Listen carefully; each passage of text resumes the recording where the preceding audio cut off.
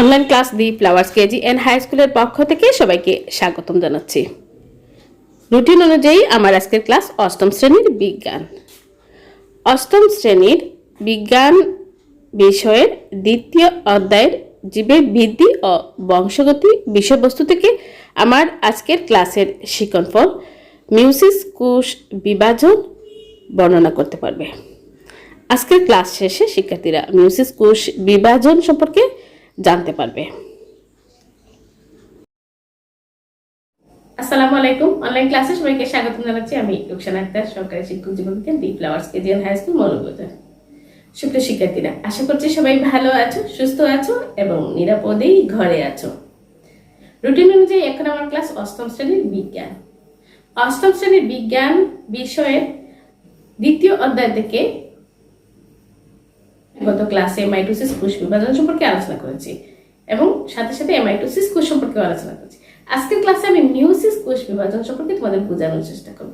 সুপ্রিয় শিক্ষার্থীরা, আশা করছি সবাই ক্লাসের শেষ পর্যন্ত মনোযোগ দিয়ে দেখবে। আমি কিছু স্লাইড ব্যবহার করব তোমাদের জন্য বোঝা সহজ হবে।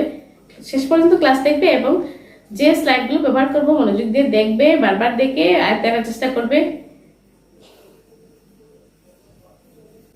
মাইটোসিসে আমরা কি বলেছিলাম? ফাংশনাল ডিভিশন বা সমীকরণিক বিভাজন ঘটে। মাতৃকোষে যা থাকে ক্রোমোজোম সংখ্যা হুবহু তাই থাকে, কিন্তু মিউসিসে আমরা জানি যে এখানে ক্রোমোজোম সংখ্যা অর্ধেক হয়ে যায়। যে প্রক্রিয়া মাতৃকোষের ক্রোমোজোম সংখ্যা অপত্যকোষে এসে অর্ধেক হয়ে যায়, সেটাই হলো মিউসিস প্রক্রিয়া। একে হ্রাসমূলক বিভাজন বলা হয়। কেন হ্রাসমূলক বিভাজন বলা হয়? কারণ এখানে ক্রোমোজোম সংখ্যা হ্রাস পায়। এখানে নিউক্লিয়াস বিভাজিত হয় দুইবার, কিন্তু ক্রোমোজোম বিভাজিত হয় একবার।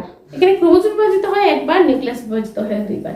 প্রথমে নিউক্লিয়াস বিভাজিত হলো, নিউক্লিয়াস বিভাজিত হয়, ক্রোমোজোম বিভাজিত হয়। দুটি ধাপে মিউসিস প্রক্রিয়া সম্পন্ন হয়। প্রথম ধাপে নিউক্লিয়াস এবং ক্রোমোজোম দুটি ভাগ হয়। দ্বিতীয় ধাপ হুবহু মাইটোসিসের অনুরূপ, অর্থাৎ দ্বিতীয় ধাপে এখানে ক্রোমোজোম ভাগ হয় না, শুধু নিউক্লিয়াসটা বিভাজিত হয়। এই বিষয়টা আমি স্লাইডের সাথে বোঝানোর চেষ্টা করব। আমাদের শেষ পর্যন্ত থাকবে সুপ্রিয় শিক্ষার্থীরা। আর কমেন্টে নিজের নাম ও রোল নম্বর লিখবে, ক্লাস দেখেই লিখবে। মিউসিস কোষ বিভাজন বলা হয় হ্রাসমূলক বিভাজন। জননকোষ উৎপন্নের সময় মিউসিস কোষ বিভাজন ঘটে। এ ধরনের কোষ বিভাজনে মাতৃকোষের নিউক্লিয়াসটি পরপর দুবার বিভাজিত হলেও ক্রোমোজোমের বিভাজন ঘটে মাত্র একবার। ফলে অপত্য কোষের ক্রোমোজোম সংখ্যা অর্ধেক হয়ে যায়। এই বিভাজনে ক্রোমোজোমের সংখ্যা অর্ধেক হ্রাস পায় বলে এ ধরনের বিভাজনকে বলা হয় হ্রাসমূলক বিভাজন। জনন মাতৃকোষ থেকে পুং ও স্ত্রী গ্যামেট উৎপন্নের সময় এ ধরনের কোষ বিভাজন হয়। মিউসিসের বৈশিষ্ট্য: ডিপ্লয়েড জীবের জনন মাতৃকোষ ও হ্যাপ্লয়েড জীবের জাইগোটে মিউসিস ঘটে। আবার বলছি, ডিপ্লয়েড জীবের জনন মাতৃকোষে এবং হ্যাপ্লয়েড জীবের জাইগোটে মিউসিস ঘটে। এ ধরনের কোষ বিভাজনে একটি কোষ থেকে চারটি কোষ সৃষ্টি হয়। একটি থেকে চারটি কোষ। ক্রোমোজোম একবার বিভক্ত হয় এবং নিউক্লিয়াস দুইবার বিভক্ত হয়। আবার বলছি, নিউক্লিয়াস দুইবার বিভক্ত হয় এবং ক্রোমোজোম বিভক্ত হয় একবার। সৃষ্ট চারটি কোষের নিউক্লিয়াসে ক্রোমোজোম সংখ্যা মাত্রই নিউক্লিয়াসের ক্রোমোজোম সংখ্যার অর্ধেক হয়। অর্থাৎ একটি কোষ থেকে যে চারটি কোষের সৃষ্টি হয়, সেই চারটি কোষে মাতৃকোষ থেকে ক্রোমোজোম সংখ্যা অর্ধেক থাকে। মাতৃকোষের ক্রোমোজোম সংখ্যা যত থাকে, এই অপত্য কোষে তার অর্ধেক হয়ে যায়। আশা করছি বৈশিষ্ট্যগুলো তোমরা বুঝেছ। এবার আসো, মিউসিস কেন হয় সে সম্পর্কে আমি তোমাদের ধারণা দেওয়ার চেষ্টা করব। মাইটোসিস কোষ বিভাজনে অপত্য কোষগুলো ক্রোমোজোম সংখ্যা মাতৃকোষের সমান থাকে। বৃদ্ধি ও অযৌন জননের জন্য মাইটোসিস কোষ বিভাজন অপরিহার্য। যৌন জননে পুং ও স্ত্রী জননকোষের মিলনের প্রয়োজন হয়। যদি জননকোষগুলোর ক্রোমোজোম সংখ্যা দেহকোষের সমান থেকে যায়, তাহলে জাইগোট কোষে জীবটির ক্রোমোজোম দেহকোষের ক্রোমোজোম সংখ্যা দ্বিগুণ হয়ে যাবে।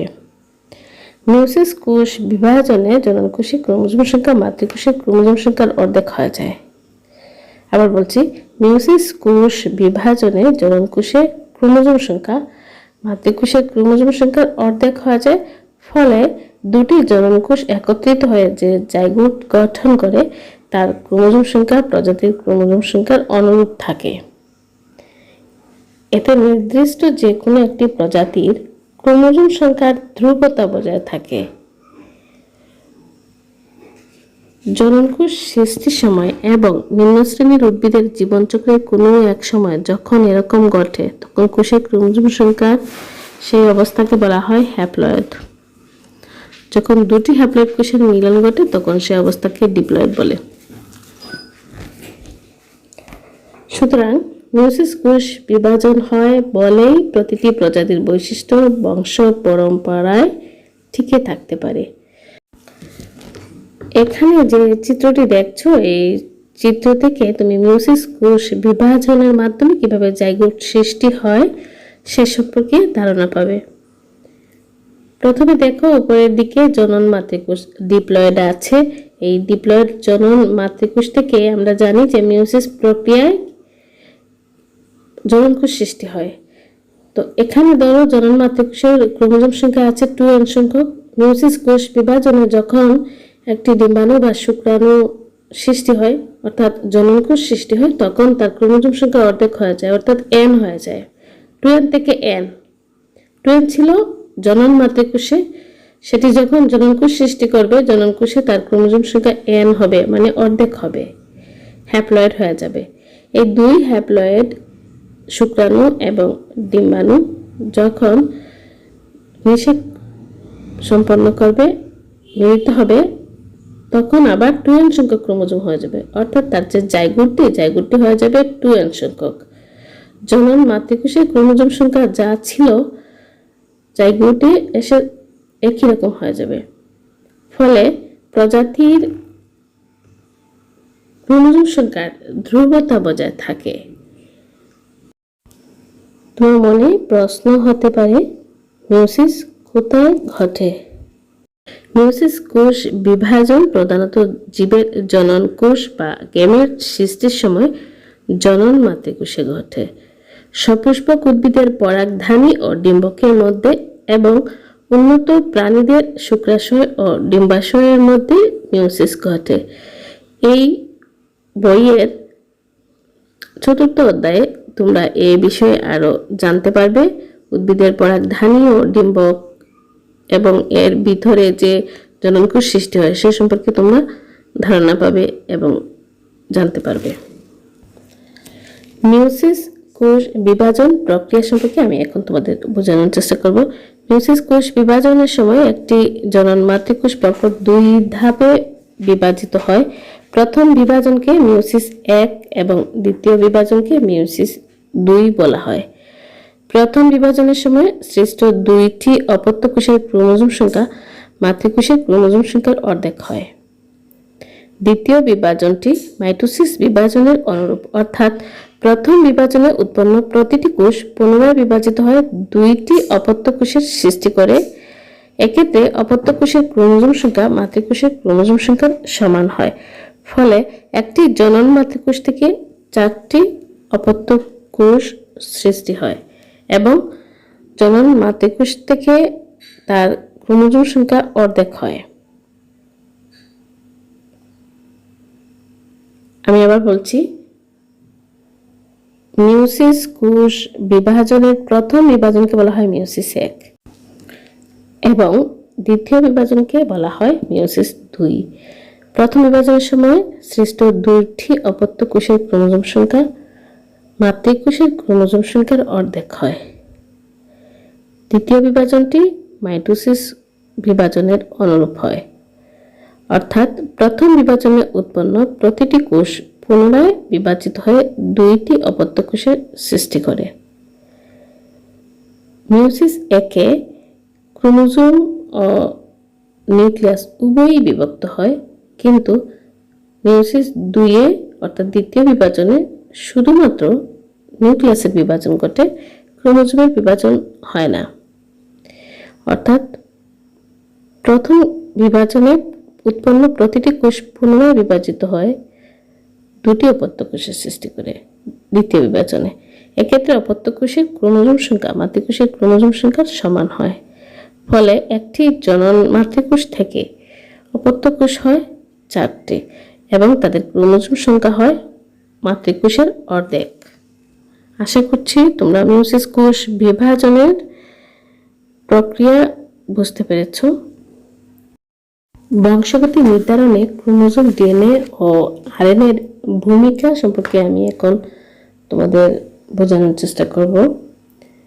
মা ও বাবার কিছু কিছু বৈশিষ্ট্য সন্তান সন্ততি পেয়েই থাকে। মাতা পিতার বৈশিষ্ট্য যে প্রক্রিয়ায় সন্তান সন্ততিতে সঞ্চারিত হয় তাকে বংশগতি বলে।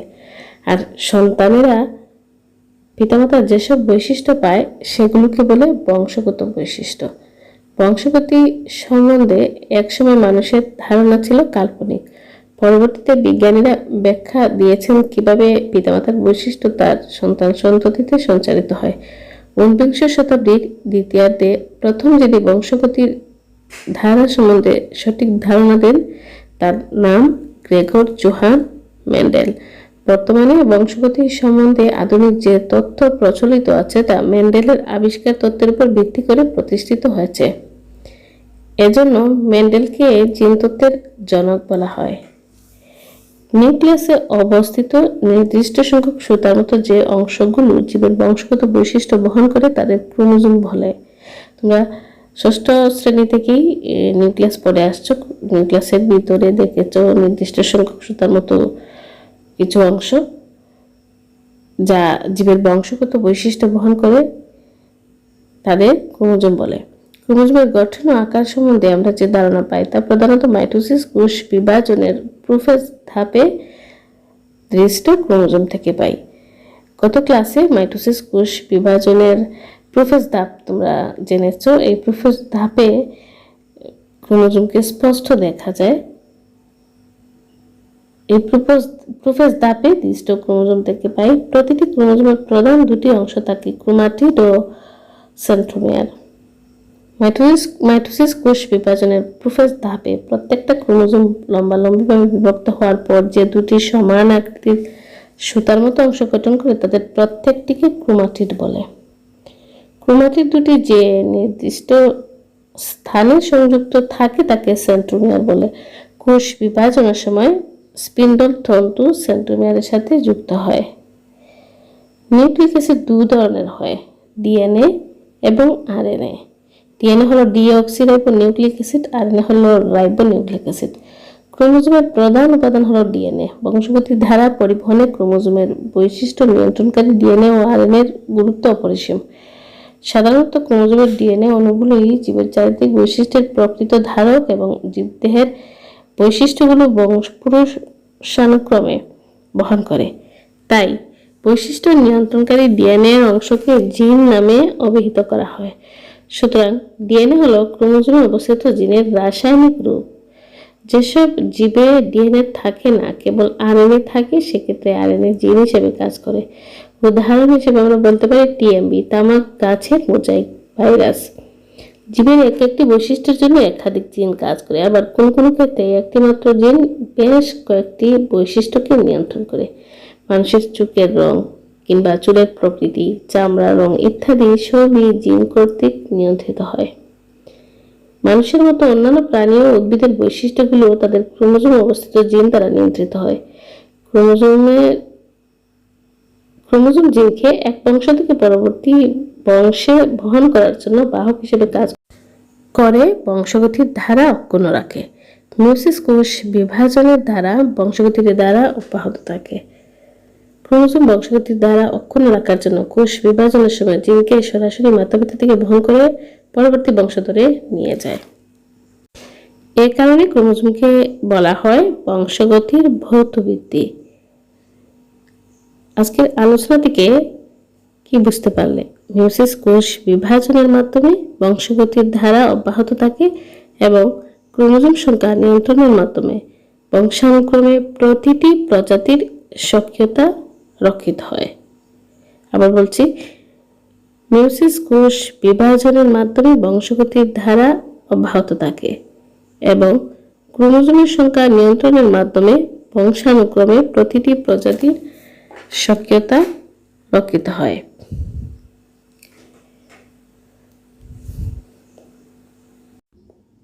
আজকের ক্লাসের বাড়ির কাজ, মিয়োসিস কি, মিয়োসিসের বৈশিষ্ট্য লিখো। সুপ্রিয় শিক্ষার্থীরা, আজকের ক্লাস থেকেই তোমরা বাড়ির কাজগুলো করে নিতে পারবে। বাড়ির কাজ লিখে আমার মেসেঞ্জারে পাঠিয়ে দিবে। বারবার পরে আজকের ক্লাসের বিষয়বস্তু আয়ত্তে আনার চেষ্টা করবে। সুপ্রিয় শিক্ষার্থীরা, আশা করছি আজকের ক্লাসটা তোমরা মনোযোগ দিয়ে দেখেছো, বোঝার চেষ্টা করেছো এবং বুঝেছো। বাড়ির কাজ দিয়েছি, কমই দিয়েছি, লিখে আমার মেসেঞ্জারে পাঠিয়ে দিবে। যারা আগের ক্লাসগুলো দেখোনি, যেহেতু ভিডিও আছে ক্লাসে, যেহেতু ক্লাসগুলো আছে আমাদের স্কুলের গ্রুপে, তোমরা সবাই দেখে নেবে। বিশেষ করে আমার বিদ্যালয়ের শিক্ষার্থীরা সুস্থ থাকবে, ভালো থাকবে, স্বাস্থ্যবিধি মেনে চলবে এবং নিয়মিত লেখাপড়া করবে। বাইরে বের হওয়ার প্রয়োজন হলে অবশ্যই মাস্ক ব্যবহার করবে। ভালো থেকো। আল্লাহ হাফেজ।